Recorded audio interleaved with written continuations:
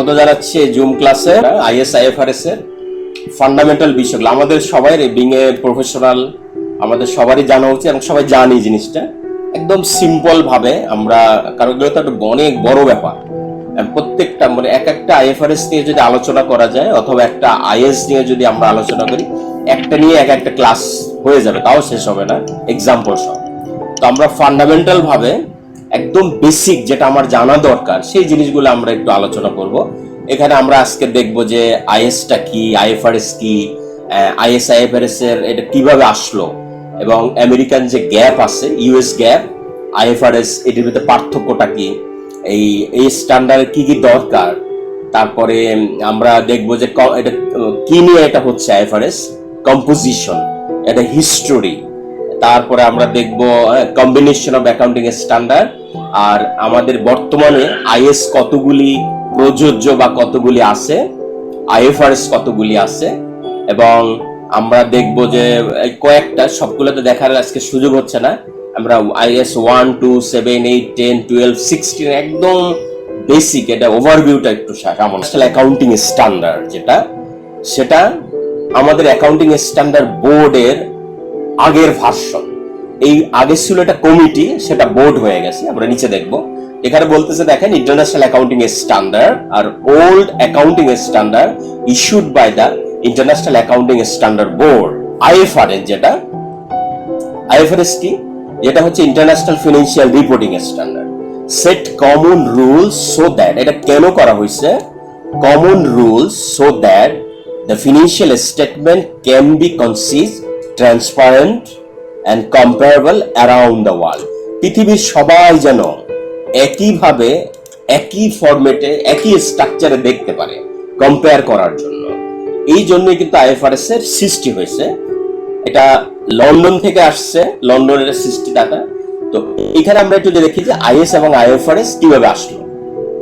দেখেন যে 1973 সালে ছিল ইন্টারন্যাশনাল অ্যাকাউন্টিং স্ট্যান্ডার্ড কমিটি। 73 থেকে 2000 সাল পর্যন্ত এই কমিটি যে স্ট্যান্ডার্ডগুলি দিয়েছে সেগুলি হলো ইন্টারন্যাশনাল অ্যাকাউন্টিং স্ট্যান্ডার্ড। আর এই স্ট্যান্ডার্ডগুলি হচ্ছে 1 থেকে 41 পর্যন্ত। এই কমিটিটা 2001 সালে বোর্ডে রূপান্তরিত হয়, ইন্টারন্যাশনাল অ্যাকাউন্টিং স্ট্যান্ডার্ড বোর্ড হয়ে যায়। সেই বোর্ড যে স্ট্যান্ডার্ডগুলি দিচ্ছে সেটা বলছে IFRS, international financial reporting standard. এবং সে কি করেছে যে আগের যে স্ট্যান্ডার্ডগুলি ছিল সবগুলি সে অ্যাডপ্ট করে নিছে, মানে এটা তার বলে ধরে নিছে। আর কোনো আইএস আসবে না, সামনে যাই আসবে আইএফআরএস। এখন আলটিমেট বলতে গেলে সব কিছু আইএফআরএস, কারণ আইএস গুলাকেও আইএফআরএস তার বলে ধরে নিছে। এখন আমরা যদি দেখি এই যে যতগুলি আইএফআরএস আসছে, এক একটা আইএফআরএস আসে আর প্রিভিয়াস অনেকগুলি আইএস কে আস্তে আস্তে সুপারসিড করে ফেলে, ওগুলি অফ হয়ে যাবে। এক সময় দেখা যাবে হয়তো আর কোনো আইএস থাকবে না।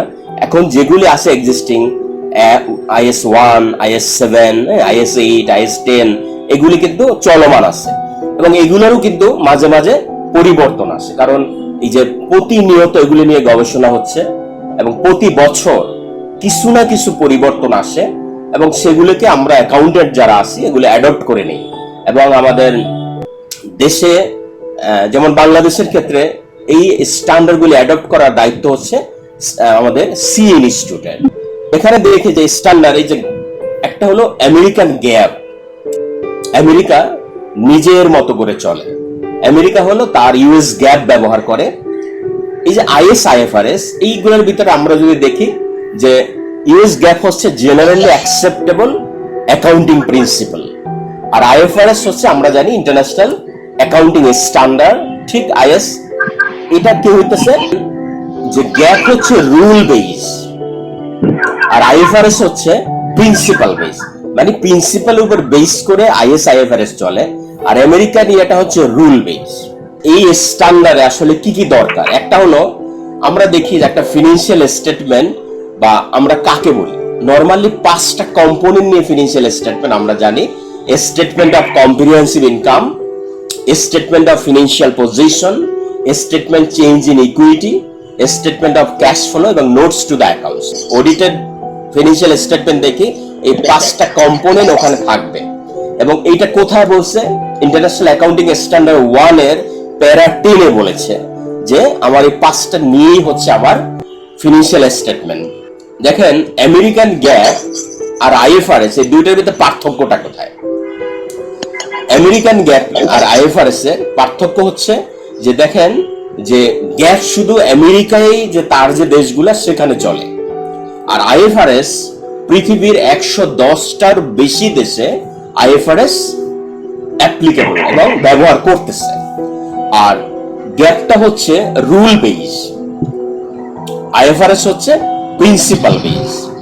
এখানে দু একটা স্পেসিফিক উদাহরণ হিসেবে বলতেছে যে আমরা আইএফআরএস এ লিফো পদ্ধতি অ্যালাউড না। লিফোটা হচ্ছে লাস্ট ইন ফার্স্ট আউট। আমরা যখন ইনভেন্টরি ক্যালকুলেশন করি, যেটা সবচেয়ে শেষে আনছি সেটা প্রোডাকশনে আমরা নরমালি আমাদের দিব হলো ফিফো অথবা ওয়েটেড এভারেজ। লিফোটা প্রোহাবিটেড করছে আইএস 2 দ্বারা, কিন্তু আমেরিকান গ্যাপে আবার লিফোটা অ্যাকসেপ্টেবল, অ্যালাউ করা আছে। তারপরে হলো আইএফআরএস এ এক্সপেন্সেস ডেভেলপমেন্ট এর কস্ট হিসাব করে, আর ইউএসএ করে ক্যাপিটালাইজেশন ডেভেলপমেন্ট কস্ট। টাকা যদি আসে তাহলে আমি এখানে ইনকাম হিসাবে দেখাবো বা আমি আমার রেভিনিউ দেখাবো।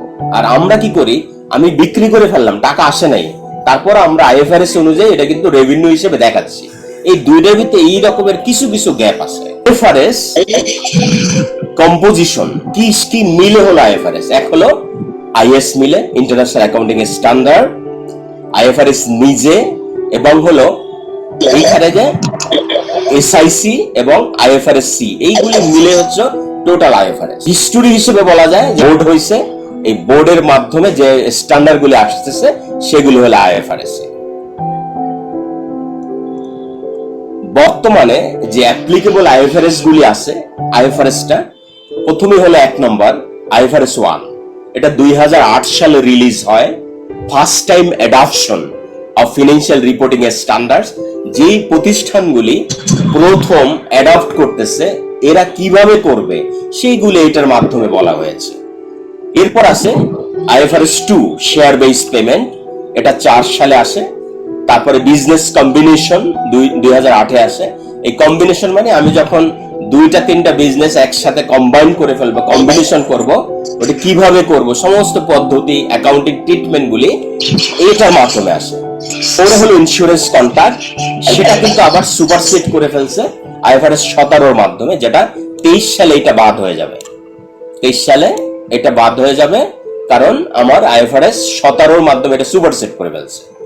এরপর হলো IFRS 5 non current asset, held and sale for discontinue operation. যেই সব প্রতিষ্ঠানগুলি মানে তারা অপারেশনটা ডিসকন্টিনিউ করে, মানে তার অপারেশনটা হচ্ছে না কিন্তু কোম্পানি আছে, এদের জন্য তারা নন কারেন্ট অ্যাসেটটা যে হেল্ড অ্যান্ড সেল কিভাবে কি করবে সবকিছু এই 5 মাধ্যমে বলা হচ্ছে। তারপর 6 নম্বরে হলে আমার মিনারেল রিসোর্স, হ্যাঁ, এইগুলি নিয়ে যে অ্যাকাউন্টিং ট্রিটমেন্ট সেটা হচ্ছে আইএফআরএস। হচ্ছে ফিনান্সিয়াল ইনস্ট্রুমেন্ট ডিসক্লোজার কি হবে। 8 হচ্ছে অপারেটিং সেগমেন্ট, মানে আমার অপারেটিং সেগমেন্ট মানে যে আমার মনে করেন যে একই প্রতিষ্ঠান, আপনি যদি প্রোডাক্ট ওয়াইজ বা ডিপার্টমেন্ট আছে, ডিপার্টমেন্ট এক্স ওয়াই জেড, এগুলি সেগমেন্ট আকারে আমার অপারেশনটা কি হবে, রেভিনিউ কেমন হবে, রেভিনিউ হিসাব হচ্ছে ইনস্ট্রুমেন্ট। আইএফআরএস 9টা হচ্ছে ফিনান্সিয়াল ইনস্ট্রুমেন্ট, আমি কিভাবে কি করব অ্যাকাউন্টিং, এটা 14 সালে রিলিজ হয়। তারপরে আইএফআরএস 10 হচ্ছে কনসলিডেশন অফ ফিনান্সিয়াল স্টেটমেন্ট। এই যে মনে করেন আমি আমার একটা কোম্পানি আছে, আমার সাবসিডিয়ারি আরো 3-4টা আছে, সব মিলে আমি কিভাবে কনসলিডেশন করব, একটা ফিনান্সিয়াল স্টেটমেন্ট তৈরি করব, তার বিস্তারিত জিনিস হচ্ছে আমার এখানে আইএফআরএস 10 মাধ্যমে বলা হয়েছে। জয়েন্ট এগ্রিমেন্ট হচ্ছে 11, 12তে হচ্ছে disclosure of interest of other entity. তারপরে হলো 13 মাধ্যমে আসছে ফেয়ার ভ্যালু মেজারমেন্ট। যেমন আগে আমরা দেখতাম যে কোনো কিছুর যে ফেয়ার ভ্যালু আমি যে নির্ধারণ করব, আগে বলা ছিল আমরা জানতাম যে আর্মস লেন্থ ট্রানজাকশন, যে আমার জানা মতে বোঝা মতে যে এটার ভ্যালু কেমন হইতে পারবে। যেমন আমি যদি একটা জমি কিনতে যাই তাহলে জমিটার ভ্যালু কি হবে, তাহলে আশেপাশে জমি কি দামে বিক্রি হয়েছে সেটা ধরে আমরা করতেছি। কিন্তু এই যে ফেয়ার ভ্যালু মেজারমেন্টে এখানে কয়েকটা লেভেল নিয়ে আসছে। হ্যাঁ, এটা 13 মাধ্যমে, এটা আসতেছে 2011-তে আসে, তার 14-তে আসে রেগুলেটরি ডেফারেল অ্যাকাউন্টস, তারপরে 15-তে রেভিনিউ, যেখানে আগে যেটা ছিল আমার IS 18 রেভিনিউ এবং IS ছিল 11, গুলি বাদ হয়ে এখন আসছে revenue for contacts and customers with customers. এটা হলো 14 সালে রিলিজ হয়, এটা অ্যাপ্লিকেবল ফর অল। তারপরে 16তে আসছে লিজ। লিজে সবকিছু বলতেছে অপারেটিং লিজ। আগে যেমন আমরা জানতাম দুইটা লিজ ছিল, দুই ধরনের, একটা ফিনান্সিয়াল লিজ আর একটা অপারেটিং লিজ। এখন কিন্তু সব operating lease based on IFRS 16। এটা একটা বড়, এটার জন্য আলাদা একটা ক্লাস দেওয়া দরকার আসলে। তারপরে হলো 17-এ আসছে ইন্স্যুরেন্স কন্ট্রাক্ট, এটা গেল IFRS। IS যেগুলো অ্যাপ্লিকেবল আছে, IS 1 presentation of financial statement, এটা একদম ফান্ডামেন্টাল, যে আমি ফিনান্সিয়াল স্টেটমেন্ট আমি প্রেজেন্ট করব কিভাবে, সে কিন্তু আমার IS 1-এ বলে দিছে কয়টা কম্পোনেন্ট থাকবে, কোথায় কি হবে, সব কিছু এইটার ভিতরে বলা। তারপরে ইনভেন্টরি হচ্ছে 2 এর মাধ্যমে বলা আছে। এটা হলো সাসপেন্ড হয়েছে 89-তে IS 18-এর মাধ্যমে। এটা হয়েছে উইথড্র করা হয়েছে 4, 5ও চলে গেছে, 6ও এখন নাই, এখন আমার আছে হলো 7 চলমান আছে। ক্যাশ ফ্লো, এই যে আমরা দেখি যে আমাদের ক্যাশ ফ্লো আমরা বের করি অপারেটিং অ্যাক্টিভিটিস, তারপরে হলো ইনভেস্টিং অ্যাক্টিভিটিস, ফাইন্যান্সিং অ্যাক্টিভিটিস, এই সব জিনিস কিন্তু আসলে IS 7-এর আন্ডারে, এবং যেটা 1992 সালে এটা রিলিজ হয় এবং এই আলোকে কিন্তু চলতেছে আমরা। এরপর 8, এটা একটা vital issue, accounting principle, change in accounting estimation and error. যে আমার যে অ্যাকাউন্টিং প্রিন্সিপাল, মনে করেন আপনি একটা প্রিন্সিপালে কাজ করতেছেন, আবার এই প্রিন্সিপাল আপনি পরিবর্তন করে ফেলেন। মনে করেন আপনি একটা ডিপ্রিসিয়েশন আপনি স্ট্রেট লাইন মেথডে নিচ্ছেন বা হিসাব করতেছেন, এখন আপনি এটা যদি এমন সিস্টেম হয়, রেগুলেটরি রিকোয়ারমেন্ট হয় যে না এটা আমার যে যা ব্যালেন্স আছে তার উপরে নিতে হবে, তাহলে কিন্তু আপনার পলিসি চেঞ্জ হয়ে যাচ্ছে। এই চেঞ্জটা কিভাবে প্রেজেন্ট করা হবে সেটা IS 8-এ বলছে। এটা even after the reporting period, যেমন আমার অ্যাকাউন্টসটা ফাইনাল হয়ে গেল, এখন যদি একটা ঘটনা ঘটে, সেই ঘটনাটা আমার এই রিপোর্টে আসবে কি আসবে না, এই জিনিসগুলা মানে আফটার আর বিফোর, সেই জিনিসটা বলতেছে 10-এ। আর এই 11টা কনস্ট্রাকশন, এটা উইথড্র হয়ে গেছে, এটা হলো 15-এর মাধ্যমে সুপারসিড করছে IFRS 15-এর মাধ্যমে, 18 থেকে এটা অ্যাপ্লিকেবল হয়ে গেছে, তার মানে এটা বাদ। দেখো ট্যাক্স, এটা আছে ইনকাম ট্যাক্স, আমার ট্যাক্স ক্যালকুলেশন, ডেফার ট্যাক্স সব কিছু এর ভিতরে আছে। 13 নাই, 14 নাই, এগুলি শেষ হয়ে গেছে, 16 রয়ে গেছে, এটাও ভাইটাল একটা। এটা হচ্ছে প্রপার্টি প্লান্ট এন্ড ইকুইপমেন্ট, আমার যে ফিক্সড অ্যাসেট গুলি আছে, সেই অ্যাসেট গুলি আমি কিভাবে অ্যাকাউন্ট ফর করব, কিভাবে মেজারমেন্ট করব, কিভাবে রিকগনাইজ করব, ডিসক্লোজার কি হবে, কি হলে আমি কি করব, সেই সব কিন্তু এটা 16। এই 17 উঠে গেছে, লিজ, রেভিনিউ এটাও চলে গেছে, এমপ্লয়ি চলে গেছে, এটা আছে। এই রকমের জিনিসগুলি আসলে রয়ে গেছে, এবং পাশাপাশি এর কিছু IFRS ইন্টারপ্রিটেশন রয়ে গেছে। আমরা যদি ডেলয়েটের ওয়েবসাইটে যাই, সেখানে কিন্তু লিস্ট আসছে।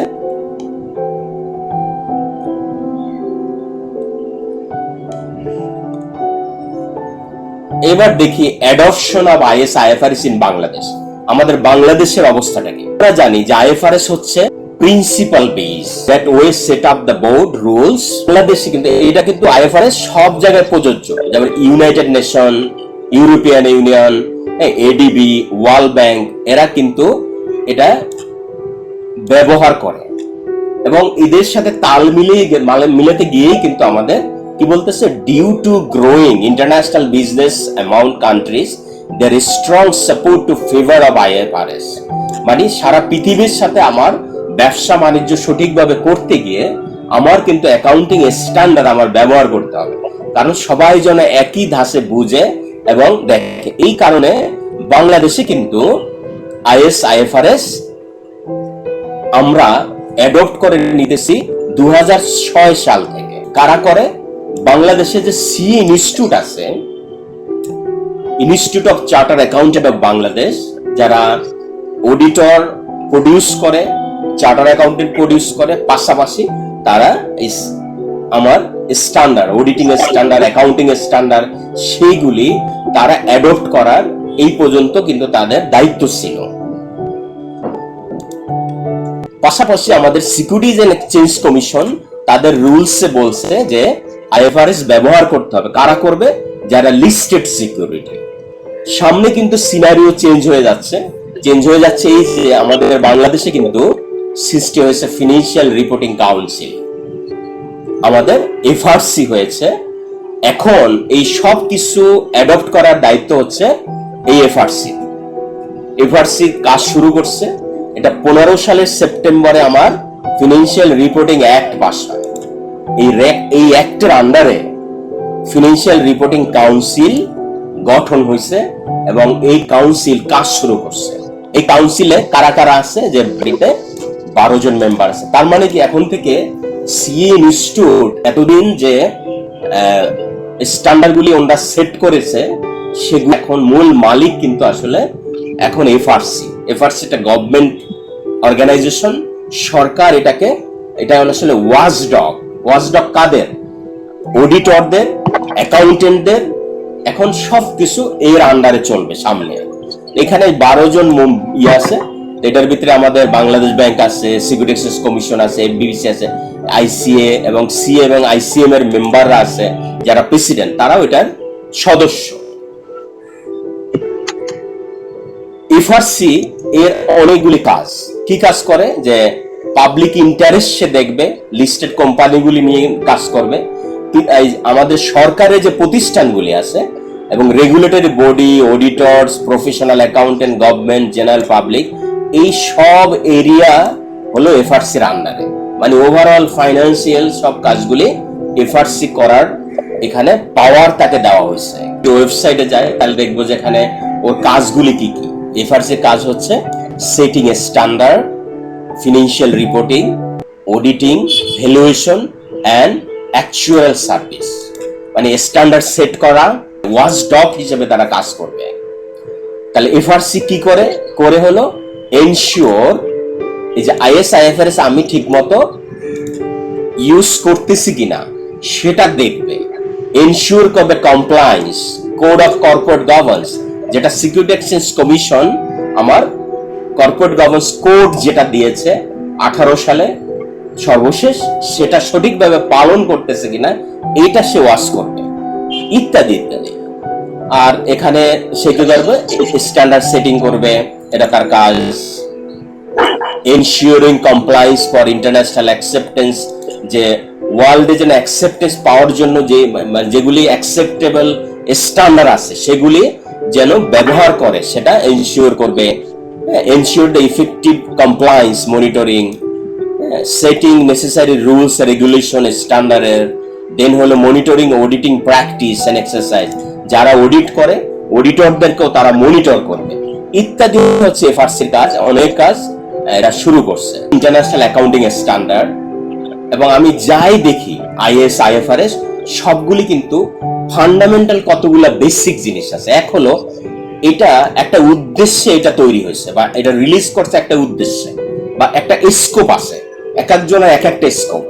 তারপরে এটা কিভাবে করবে, রিকগনাইজ করবে এবং মেজারমেন্ট কিভাবে হবে এবং ডিসক্লোজ কি হবে, এই 4টা জিনিস প্রত্যেকটা স্ট্যান্ডার্ডে থাকতে হবে বা থাকে। যেমন হলো এটা কেন হয়েছে, এর স্কোপ কি, তারপর হলো এটা কিভাবে রিকগনাইজ করা হবে, দেন হলো আমি কিভাবে এটা মেজার করব, তারপর এটা হচ্ছে আমি ডিসক্লোজ কিভাবে করব। সেই যে জিনিসগুলা, এই 4টা পয়েন্ট প্রত্যেকটা স্ট্যান্ডার্ডের আছে। যে কনসেপচুয়াল একটা ফ্রেমওয়ার্কে বলতেছে যে অবজেক্টিভিটি আছে, কোয়ালিটিভ ক্যারেক্টারিস্টিক থাকবে প্রত্যেকটা ফিনান্সিয়াল ইয়াতে, the financial standard and the reporting entity থাকবে, the element of financial statement, এগুলো সব মিলেই হচ্ছে আমার একটা framework. Thank you. Financial management e-learning এ আপনি থাকার জন্য আপনাকে ধন্যবাদ জানাচ্ছি এবং পরবর্তী ভিডিওটা নিয়ে আসবো আমরা এর দ্বিতীয়। আল্লাহ হাফেজ।